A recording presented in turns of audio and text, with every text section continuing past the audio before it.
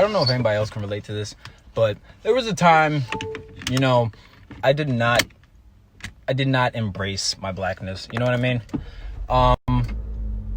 I remember one of the first times I was called a white boy by my own people, and it would like literally, it traumatized me, honestly.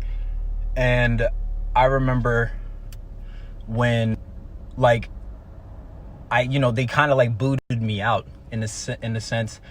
And then I remember when I tried to like make white friends, and then I heard a joke that said, "You know why your skin is brown?" And I was like, "No, why?" And they said that because your people are from hell. You feel me? That traumatized me at like 6 years old, for real. And like, I guess because they like, white supremacy says black is a certain way and then white is this. Like, I think like in a weird way that like, at least I can't speak for everybody, but I guess like in a weird way, my people allowed to be put in a box, and then they embraced it in a sense. But it's really weird to like be told I don't act black and I'm not black, but I'm black, and then I get pushed to like the white community, and then the white community is like, you're too black, and I'm like, what does that even mean? You know what I mean? And then like, growing up, I used to hear like all this great stuff about like my people, but then like, because I had a different personality than everybody else. Like, I liked anime, but I listened to Jay-Z, but I also listened to like Paramore and Guns N' Roses. Still not black enough though. And I've never felt so alone, I would say. It was weird. Like, it kind of breaks my heart when I hear it still today. Like, I don't hear it now, and if anybody says it to me, I'm set free by Jesus Christ, so it doesn't bug me anymore. But I just feel so sad, like, when people, like, in my culture, they'll say stuff like, "Oh, you're talking like a white boy." And it's just because, like, I'm using, like, a certain type of diction, but then I'm also like, I don't want, like, I feel bad, like, now. I mean, I'm set free by it now, but I just feel bad because, like, I don't like when people, like, belittle themselves and think that you have to literally be a color to be great,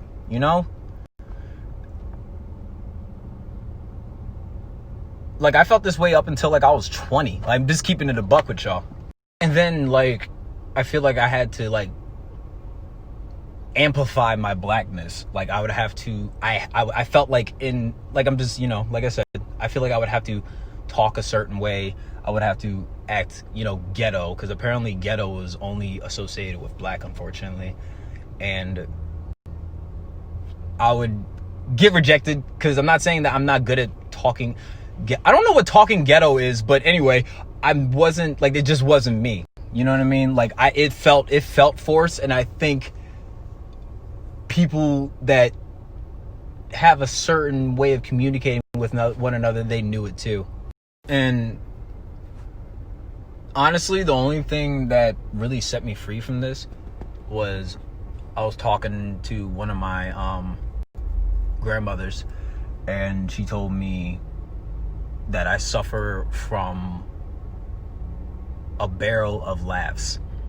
And today at the protests, I touched base on this, but, back in the 60s, black people were not allowed to express joy.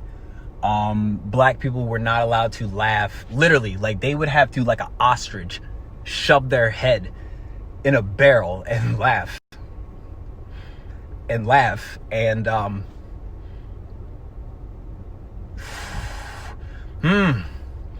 and when she told me that, like, oh, guys, I'm sorry. And it just I'm sorry, but I kind of, I feel like I need to share this, but it just made me so sad, like, growing up. Like, I was so traumatized when I was younger, like, because I felt like I couldn't fit in, like, it just. And then, like, I honestly, like, I'm just being honest, like, this is how bad, like, white supremacy is. It's like, I used to, like, literally just tell people I'm not black, and I would pick every other shade of brown except that. And, like, I just, like, yo, when you get rejected from everybody, like, I'm trying, y'all, but I felt this way probably up until I got saved. And one of the things that I even shared, like, over the past week is that we can't put God in a box. And I haven't gotten, I was an atheist until I was 19. And I guess, like, the reason why I felt so alone and it was so traumatizing, because you see, like, what happens to people that look like me, through the years. And in the black community, we don't talk about mental health. We don't talk about, like, depression is a white people disease. Like, they're only people that are allowed to be sad. And we used to, like, we would enforce that. We would believe that it's just not something that's talked about enough.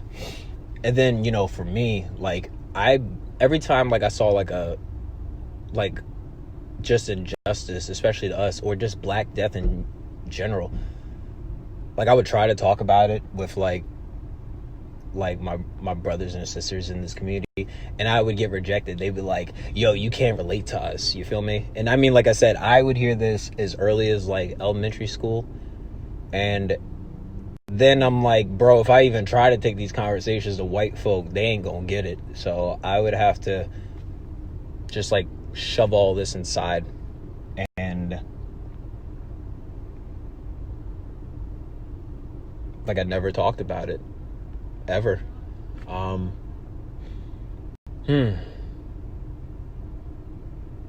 Like, I probably didn't talk about feeling this way, like, literally up until, like, I was 20. Mind you, I'm 26 now, and, like, I've gained healing through, Jesus Christ and everything like that. But that's always been, like, a reservation for me, because I always, like, I see, like, people like Barack Obama, then I see, like, a Jay-Z, and then I see, like a Raekwon the chef, or then I see somebody like trying to think of somebody right now, like a Donald Glover, you feel me? Like, and I always thought it was so beautiful. I love diversity. I love, like, seeing different, like, I love seeing Black excellence in different people. Like, I should be allowed to enjoy watching anime and rapping about anime and Jesus. Like, I should be allowed to like to skateboard, and at the same time, like, I love basketball. Like, I just don't, I have a huge, like, I have a huge tension when I hear, especially from my brothers and sisters, where I'm like, they try to tell you they try to tell you their definition of Black, and then they try to push those expectations on you, and it's not fair. It's just not fair. Like I said, I was traumatized as early as, like, 6 about this. I would hear it at home. Like, I would hear it be like, oh, you talk like a white boy. I'm like, yo, I'd be called an Oreo in my own house. Like, who? Ooh, she be Grace. Yes. But it's not nearly something that, like, it gets talked about, and it is a part of the problem.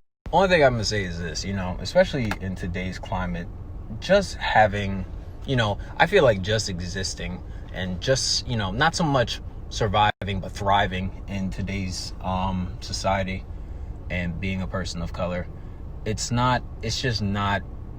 Right now, we need to lift each other up more than ever. I'm going to be so quick to correct somebody, because, like I said, this was something that I felt like I was in bondage to. And we need to embrace our diversity within our community. Like, it's just not cool. Like, I don't want to, like, I want all bondage that people of color to be broken off of them.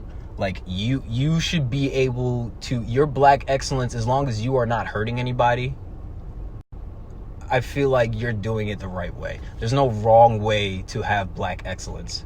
You know, but you have to lift up your community. You can't cause poison or attention to it. You just have to, you just gotta be, just be you. That's basically what, like, this all boils down to. Be you. Stop. You do not have to, like, sag your pants or listen to the newest mixtape. You don't have to, like, I don't have to talk a certain way. I don't automatically have to play basketball. I shouldn't, like, this is what white supremacy has done to us, okay? Like, don't put me in a box unless you fit me for a casket. That's it. That's it. So, my black brothers and sisters, when somebody tells you you're talking black, do not accept that, okay? Don't do it. Do not accept that. To my white brothers and sisters, I mentioned this a couple nights ago. Intelligence and beauty is in all colors. Do not flatter yourself. Okay, I'm better. I'm a little dehydrated after one being out in the sun for like 3 hours. And then from having this weird allergic reaction with my eyes. But what I was trying to say is, I just do not box yourself in, man. Don't box other people in. Do not try to tell somebody, if you talk with like SAT words, that you talk like a white boy. Stop it, okay? If I'm around white people, I shouldn't have to, like, improve my diction or use multiple syllable words just to seem intelligent. Why? Because I'm around you guys. You know what I mean? So, best way you can communicate, man, is just communicate. I've learned, like, while I'm, like, going to these protests and stuff like that, we gotta stop censoring people, man. Come on. We are better than this. I saw a grown man in his 70s cry his eyes out. He was cussing up a storm, but that's his pain. You know what I mean? You gotta let your hurt be heard.